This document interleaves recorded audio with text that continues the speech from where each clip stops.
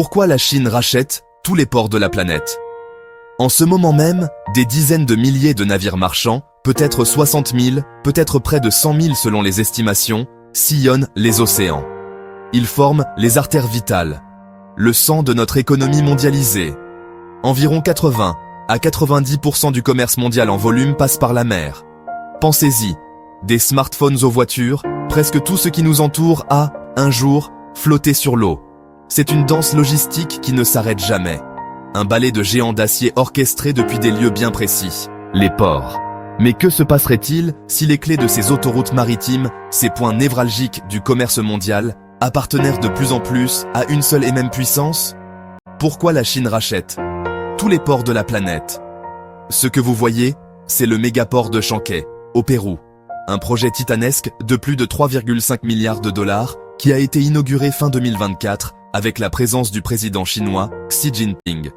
Détenu à 60% par le géant d'État chinois Cosco, il est vendu comme le futur Singapour d'Amérique du Sud. La promesse?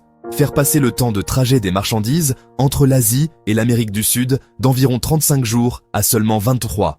Une petite révolution, du moins sur le papier. Mais Chancay n'est qu'une pièce, une perle spectaculaire dans un collier qui s'étend désormais sur tous les continents. Du Pirée en Grèce à Djibouti dans la Corne de l'Afrique, en passant par Hambourg en Allemagne et des dizaines d'autres, la Chine tisse sa toile. À travers ses entreprises d'État, elle a investi, construit ou pris des participations dans bien plus de 100 ports à travers le monde. La question n'est plus de savoir si la Chine est une puissance maritime. La question est, pourquoi déploie-t-elle une telle stratégie, à une échelle aussi massive et souvent avec une telle discrétion? Est-ce une simple ambition commerciale, celle de l'atelier du monde qui sécurise ses chaînes logistiques? Ou assistons-nous, en silence, à la mise en place d'un empire commercial et géopolitique qui pourrait bien redéfinir les règles du pouvoir au XXIe siècle? Pour le comprendre, il faut remonter aux sources des angoisses et des ambitions de Pékin. Section 1. Le pourquoi, le contexte stratégique. Pour piger l'ampleur de cette stratégie, il faut se mettre dans la tête des dirigeants à Pékin, qui jonglent avec deux réalités. Un besoin économique vital et une angoisse géopolitique majeure. D'abord, l'économie. Depuis son ouverture dans les années 80, la Chine est devenue la première nation exportatrice du monde. Elle produit de tout, pour tout le monde. Mais cette machine a une soif insatiable. Soif d'importer les matières premières et l'énergie, pétrole et gaz en tête, qui alimentent ses usines. Et soif d'exporter les produits finis qui font tourner son économie.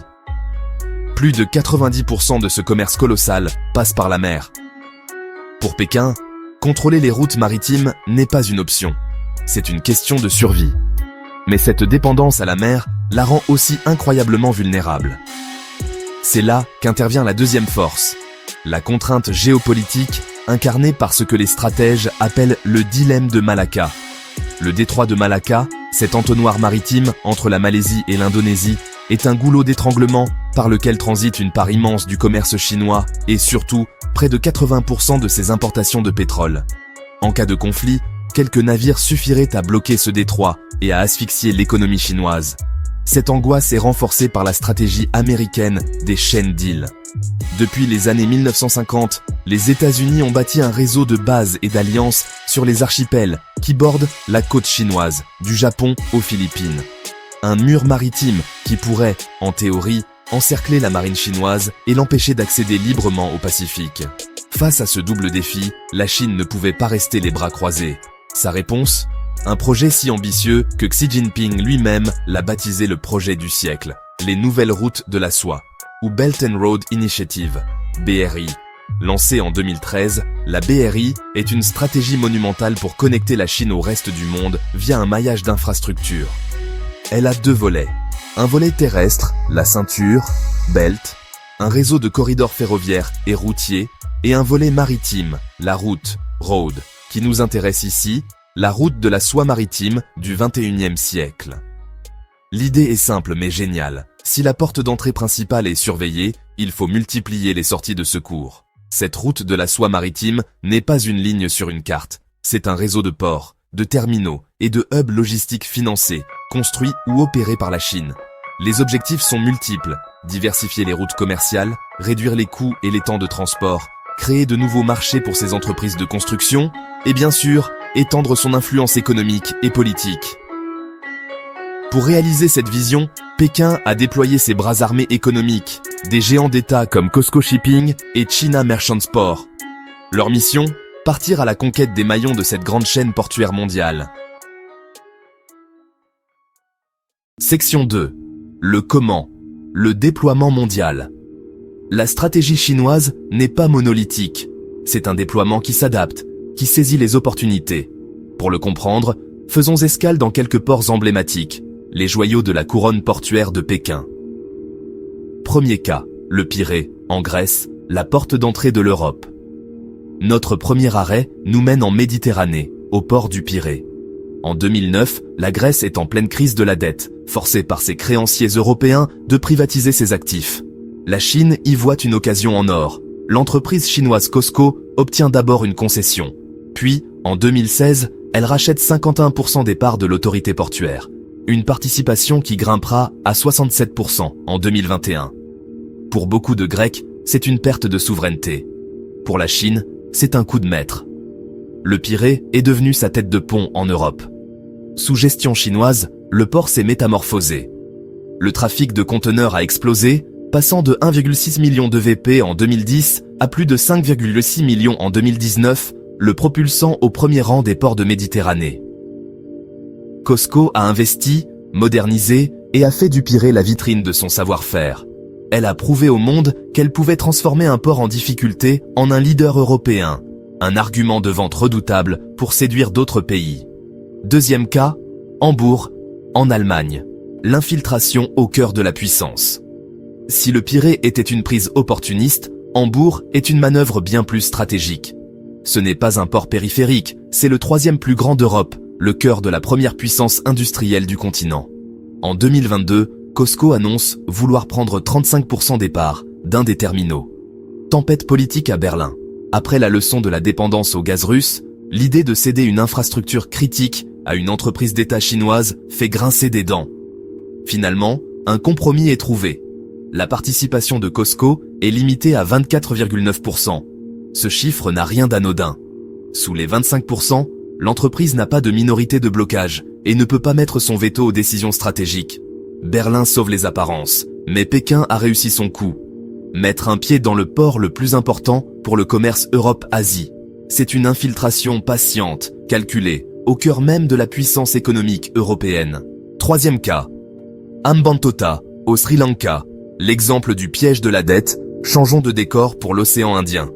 Le port de Hambantota est devenu l'exemple le plus controversé de la stratégie chinoise, souvent résumé par l'expression « diplomatie du piège de la dette ». Au début des années 2010, le Sri Lanka veut un grand port en eau profonde. Une banque d'État chinoise finance le projet qui se révèle surdimensionné et non rentable.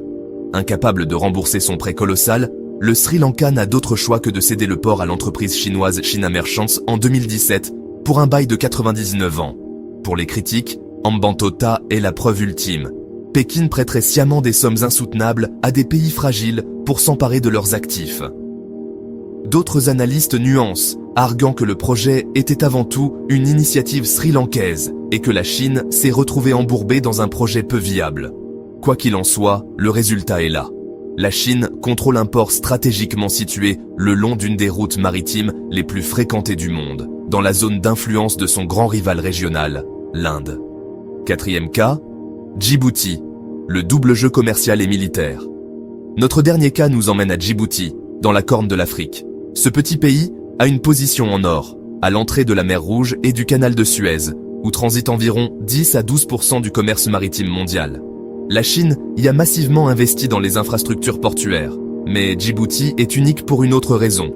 En 2017, à quelques kilomètres de ses terminaux commerciaux, la Chine a inauguré sa toute première base militaire permanente à l'étranger.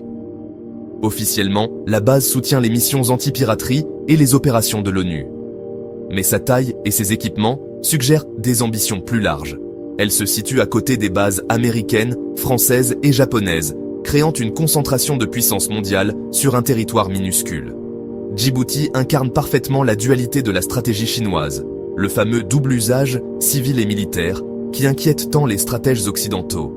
Un port commercial permet de soutenir logistiquement une présence navale, et une présence navale protège les investissements commerciaux. À Djibouti, cette synergie est testée au grand jour. Cette expansion portuaire tentaculaire redessine la carte du pouvoir mondial. Pour les pays qui accueillent ces investissements, l'attrait est évident. De nombreux ports en Afrique ou en Amérique latine souffrent de sous-investissement. L'arrivée de capitaux chinois permet de moderniser, de créer des emplois et de mieux s'intégrer au commerce mondial. La Chine offre une alternative de financement, loin des conditions parfois jugées contraignantes des institutions occidentales. Mais derrière la façade de coopération gagnant-gagnant, les risques sont immenses. Le premier, c'est la perte de souveraineté. Une dette excessive envers Pékin peut forcer un pays à aligner sa diplomatie sur celle de la Chine. Le deuxième risque est celui de l'espionnage. Un port moderne est une plateforme numérique. Quand les systèmes sont opérés par des entreprises liées à l'État chinois, qui contrôle les données? Savoir ce qui est transporté, où et quand, est un avantage économique et un outil de renseignement redoutable. Mais l'inquiétude la plus profonde reste militaire. La doctrine chinoise du double usage brouille les pistes. N'importe quel port commercial peut accueillir des navires de guerre pour se ravitailler. Ce réseau de ports pourrait ainsi servir de collier de perles stratégique pour projeter la marine chinoise à l'échelle mondiale. La présence d'un navire espion chinois à Hambantota en 2022, malgré les protestations de l'Inde, a ravivé ses craintes. Et l'Occident, dans tout ça? Longtemps, la réaction a semblé désorganisée. L'Union européenne tente de réagir, comme on l'a vu à Hambourg, et a lancé son propre projet, le Global Gateway, une initiative de 300 milliards d'euros pour financer des infrastructures, en réponse directe aux routes de la soie. Mais ces efforts paraissent encore fragmentés face à la force de frappe chinoise. Alors, que retenir de cette grande partie de risque à l'échelle planétaire? Faut-il voir la Chine comme un simple acteur économique qui sécurise ses intérêts, comme d'autres puissances l'ont fait avant elle?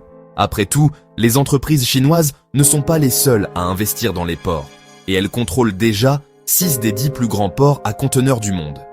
Ou assistons-nous à l'exécution d'un plan hégémonique visant à créer un ordre mondial où Pékin dicte les règles? Un ordre où la dépendance économique devient un levier politique. La réalité est probablement un mélange des deux. La stratégie chinoise est avant tout pragmatique.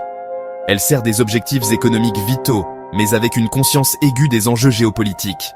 La Chine ne cherche pas à envahir le monde, mais peut-être à le rendre dépendant de ses infrastructures et de ses règles. C'est une prise de contrôle plus silencieuse, plus subtile, mais potentiellement bien plus durable.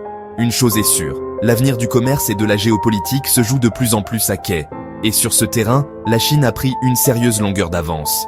Quel est votre avis sur cette stratégie? Pensez-vous que l'Europe devrait s'inquiéter? Ou est-ce une évolution normale dans un monde qui change? Dites-le nous en commentaire. Le débat est ouvert.